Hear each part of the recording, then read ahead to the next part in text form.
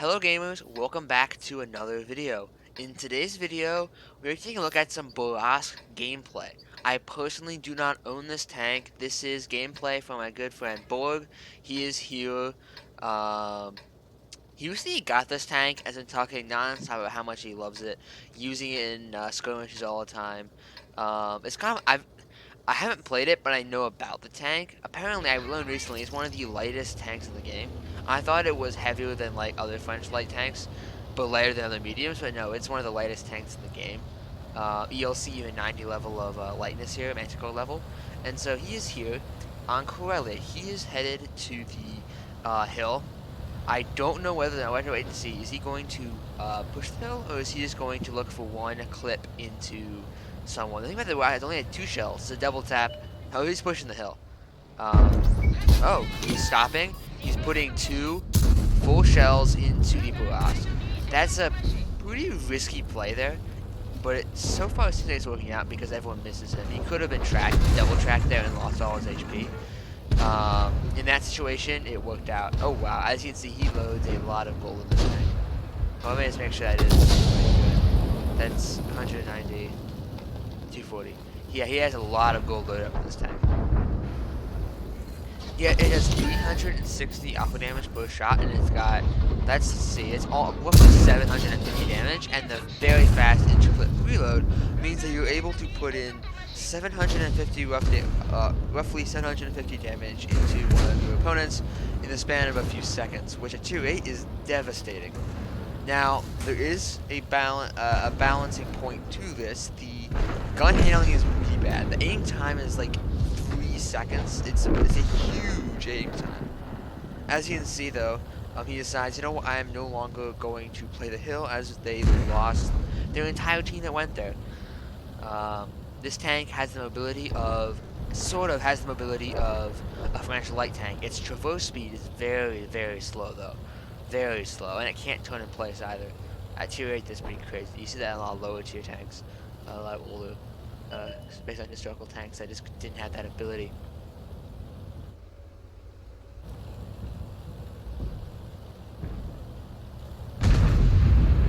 Now it's looking like he wants to play the north. There's an ELC even 90 playing around there. There's also an LHM TV. No, that's not a tank you see every day. Who's for some reason brawling with even 90.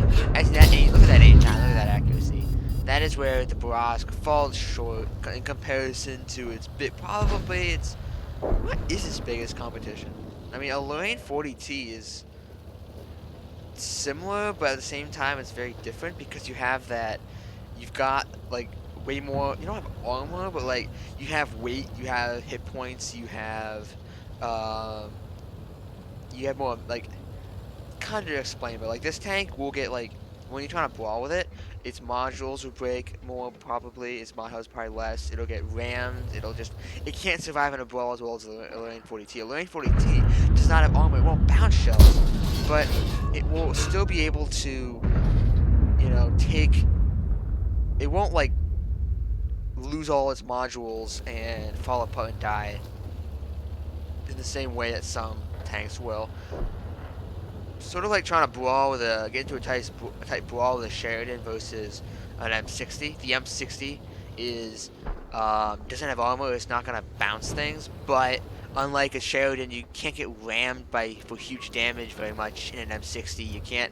You're not gonna lose all your modules super easy in an M60. You're not just gonna get shoved around and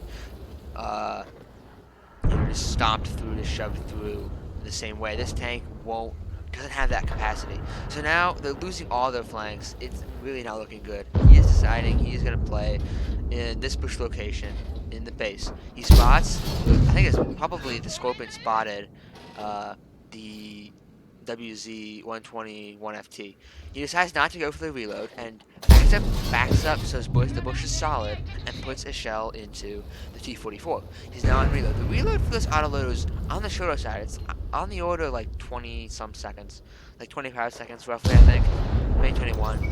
As soon as he reloads, he's capable of killing that Lynx. He doesn't back up though because first off, he knows he's not loaded and he knows he doesn't want to alert him to his presence. He wants to wait until that guy overcommits. and then put 2 shells in instead of just getting spotted. Oh, that Scorpion's getting hit by crazy amounts of damage. So he still is not winning. He wants the Lynx to commit. He wants the Lynx to fully commit and engage the Scorpion before he pulls out. Because if he doesn't wait, he maybe puts 1 shell in. He can't overcommit onto the Lynx. He literally just wants to wait until he can get a full clip and kill him. Or if he takes some damage from someone else, then he can full commit. He sees the Brosk has moved up, so he decides, you know what, I'm going to go in and push out and take out the Lynx. A very smart play here. You need to eliminate as many guns as possible.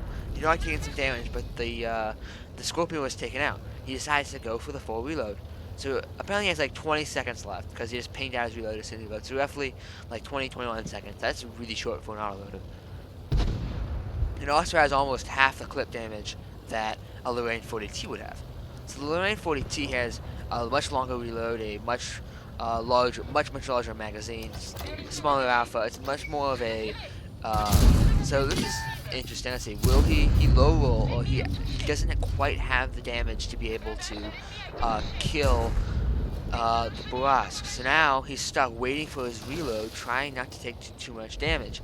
There's a 416 behind him, the 58 Mutz puts the shell in. He should put 1 shell into the 416 and shut him down. Hopefully he won't take a point of damage. It depends. He probably will go down this corner.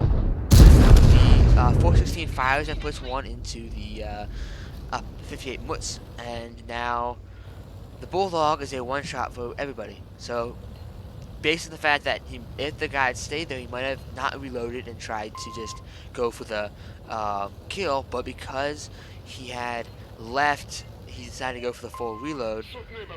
He's trying to ping the 58 Mutz using the new ping system. Always love to see that in replays.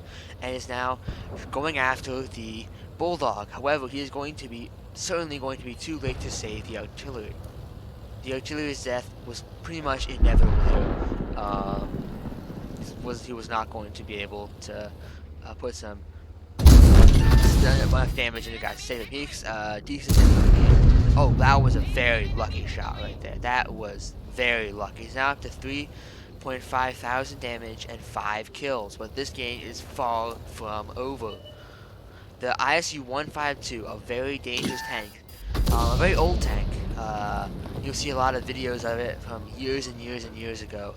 Talking about the BL-10 and its big gun. It doesn't have that gun anymore, but that tank can one-shot the. Oh, well, that was pretty sketch there. He easily could have been killed.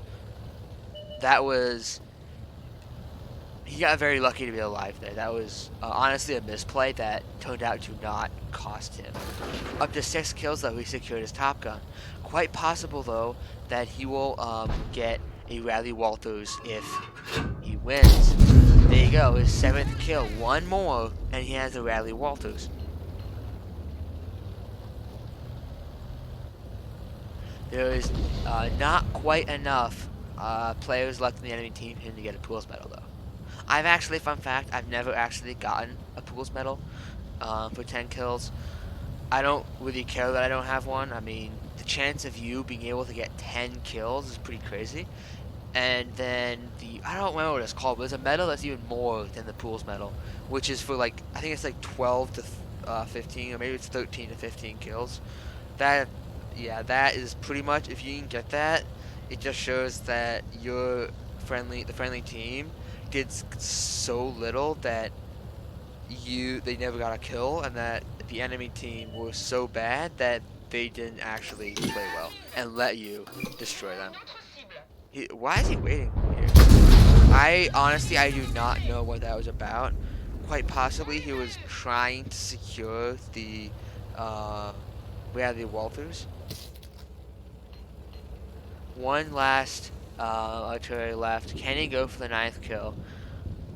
Honestly, because he held his shot there, waiting to be able to put the last shot in and get the kill, he could have died there easily. The artillery could have snapshot him, and it's a Borask. He could have taken full damage.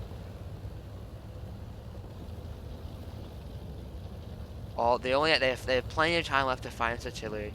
I doubt they'll try and cap, considering they have the mobility on their side. And there you go.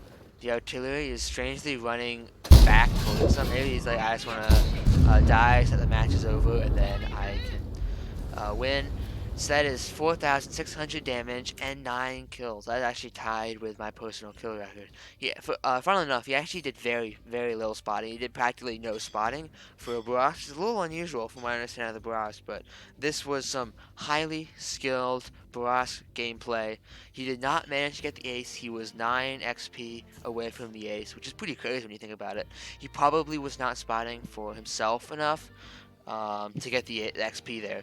For those of you who don't know, if you are not spotting for yourself, that's where, like a light tank, for instance, is spotting, and you're a tank or sniping or artillery, that damage you're dealing is not your own damage upon your own spotting, which means that half of the XP you get from that damage is given to the light tank for the spotting damage. Same, I think, with tracking damage, though I don't know about that one.